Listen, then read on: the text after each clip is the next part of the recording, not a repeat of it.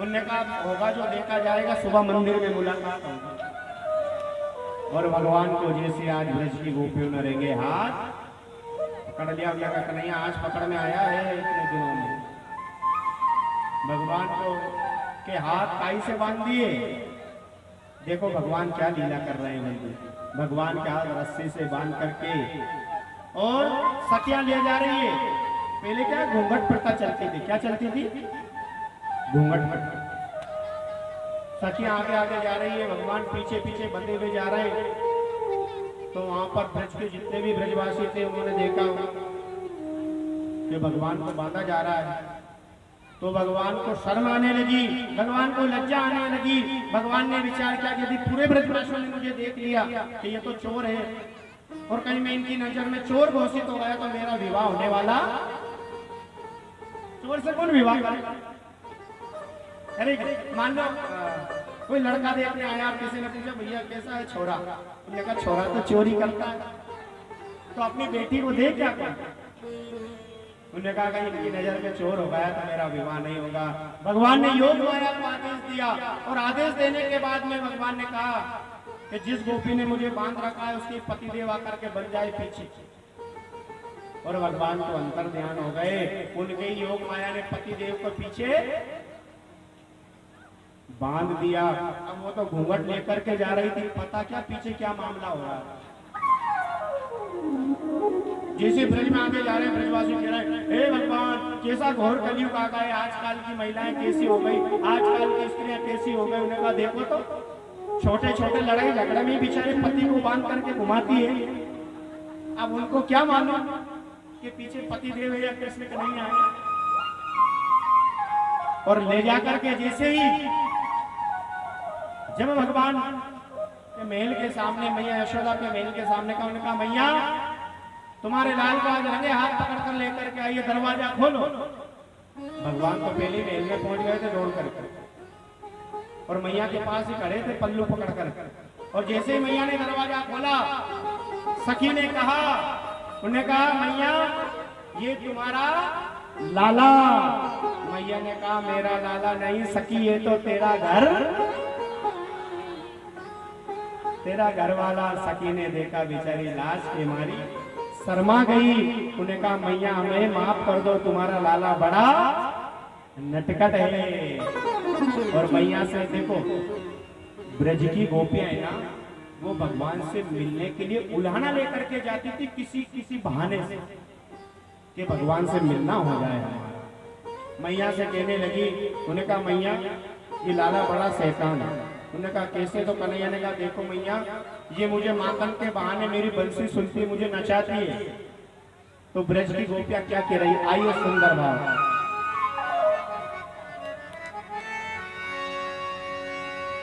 कह रही है मैया से, ओ श्याम माखन चुराते चुराते,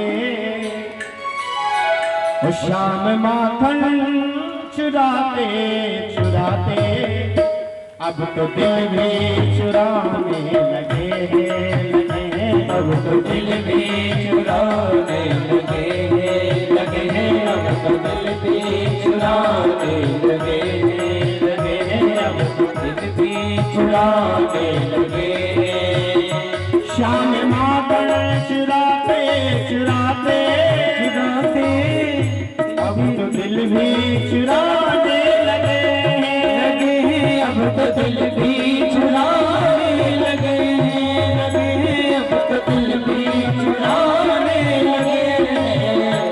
ये बहाना बनाते बनाते, ये बहाना बनाते बनाते अब दीवाना बनाने लगे हैं, अब दीवाना बनाने लगे हैं, अब दीवाना बनाने लगे हैं।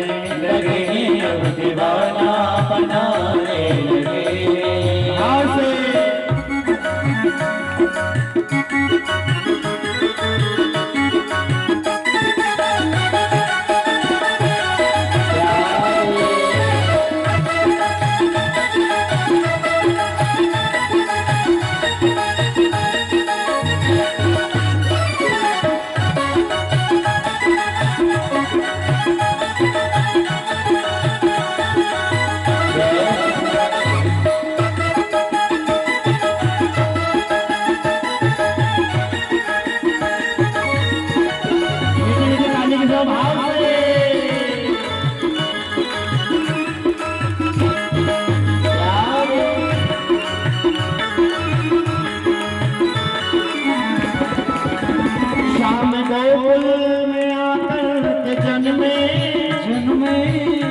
और यशोदा ने इनको है पाला और यशोदा ने इनको है पाला और यशोदा ने इनको है पाला। अब तो किनके साथ में? अब तो ग्वालों के संग में कन्हैया, अब तो ग्वालों के संग में कन्हैया गैया बछड़ा चराने लगे, गैया बछड़ा चराने लगे, गैया बछड़ा चराने लगे। ये गाना लगाएंगे माता चोर भगवान की जय हो।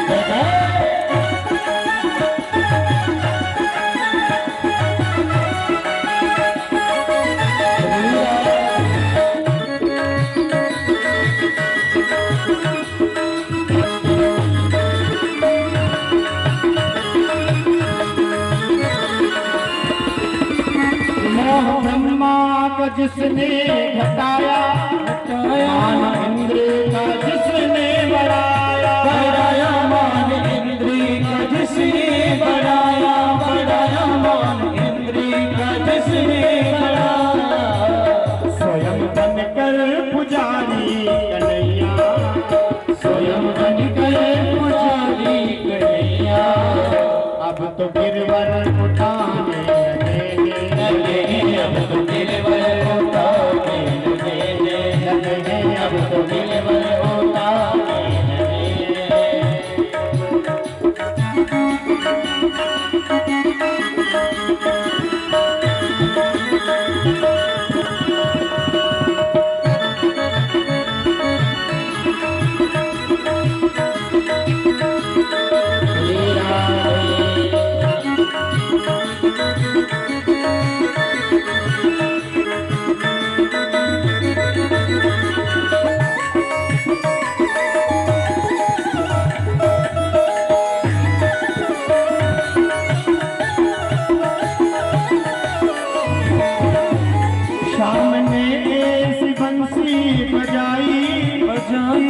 सखियों के मन में समाई, तान सखियों के मन में समाई तान सखियों के मन में समाई। राधा रानी को लेकर कन्हैया, राधा रानी को लेकर कन्हैया रास मधुवन रचाने लगे, रास मधुवन रचाने लगे, मधुवन रचाने लगे, रास मधुवन रचाने लगे, रास मधुवन रचाने लगे, रास मधुवन रचाने लगे, रास मधुवन रचाने लगे, रास मधुवन रचाने लगे।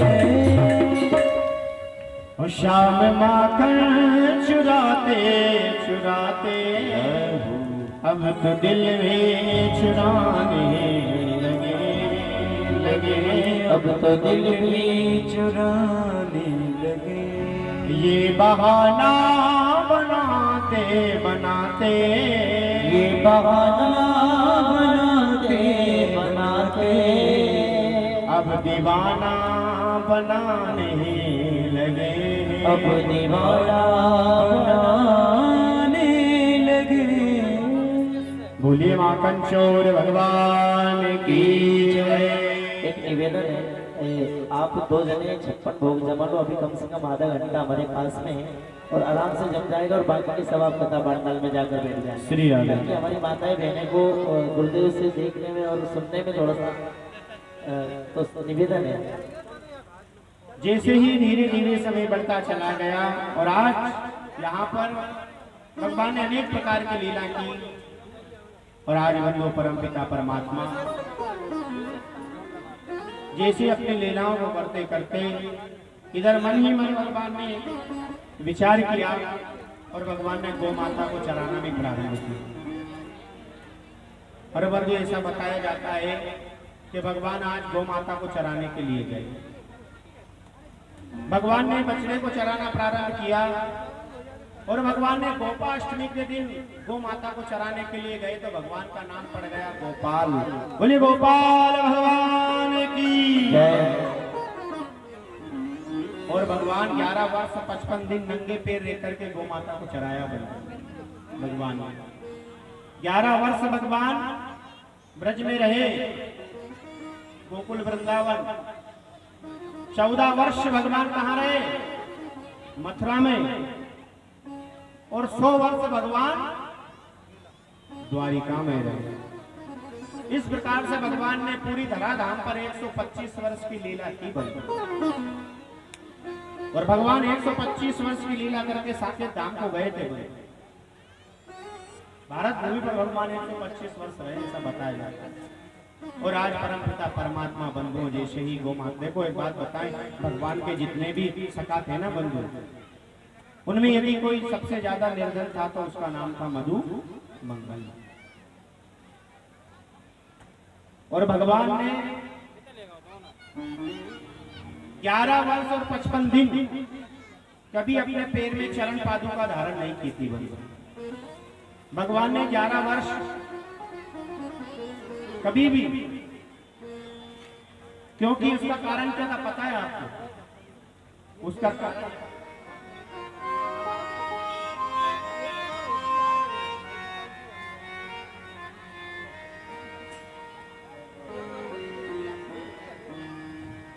क्योंकि परमपिता परमात्मा ये चाहते थे कि मेरे मित्र के मन में कभी भी ये विचार ना आ जाए कि मैं धनवान हूं और मेरे मित्र निर्धन हैं। क्योंकि बंधु जीवन में कभी भी मित्रता यदि हम करें तो उसमें कभी अमीरी और गरीबी का भाव नहीं देखना चाहिए बंधु। क्योंकि जीवन में सबसे बड़ा यदि कोई मित्र होता है ना तो वह अपना मित्र यदि दुखी है और यदि उसके मित्र को दुख आ जाए ना, उसके दुख को देख करके समझ लेना उससे बड़ा जीवन में कोई मित्र हो ही नहीं सकता है। और कहा गया है जेना मित्र दुख हो ये दुखारी, तिन बिलोकत पातक भारी।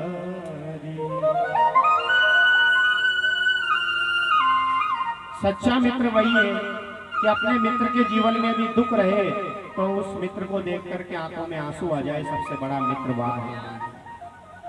और यदि मित्र वही नहीं सुख में साथ रहे दुख में साथ छोड़ दे, वह मित्र नहीं हो सकता है। सच्चा मित्र वह या है सुख में भी साथ में रहे और दुख में भी।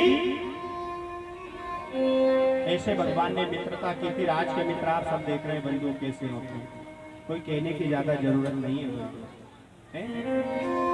स्वार्थ लाभ करे सब प्रीति। आज के मित्र तो केवल स्वार्थ और लाभ के हैं बंधु। जहाँ स्वार्थ है वही मित्रता होती है बंधु। चाहे कितना भी अच्छा मित्र हो और यदि जीवन में दुख आ जाए ना तो वो भी रास्ता बदल लेता है बंधु। और आज परमपिता परमात्मा ठीक 11 वर्ष यहाँ पर 55 दिन ब्रज में नंगे पैर रह करके भगवान ने लीला की। धीरे धीरे जैसे समय बढ़ता चला गया और आज बताया जाता है भगवान ने मधु मंगल के यहाँ की बासी कड़ी भी खाली थी बंधु। और इधर जैसे ही अनेक प्रकार की परमपिता परमात्मा लीला करते हुए आज, क्योंकि बंधु जिनके मन में प्रेम नहीं है वो इस भाव को जान नहीं सकता है। और आज परमपिता परमात्मा लीला को आगे बढ़ाते हुए ब्रज में भगवान गोचारण करने के बाद में जैसे अपने घर पर पहुंचे तो वहां शुद्ध घी की खुशबू आने लगी। शुद्ध घी की खुशबू पर कैसे? जैसे वहां देखा तो वहां तो मेवा मिष्ठान 56 प्रकार के व्यंजन बन रहे हैं ब्रज में। लड्डू रखे थे एक परात में, बाबा ने लड्डू बना करके रखे थे, भगवान एक लड्डू उठा करके गप कर गए। बाबा नंद ने कहा कन्हैया ये तो जेजे का भोग है, हम जेजे के दर्शन करने के लिए जाएंगे।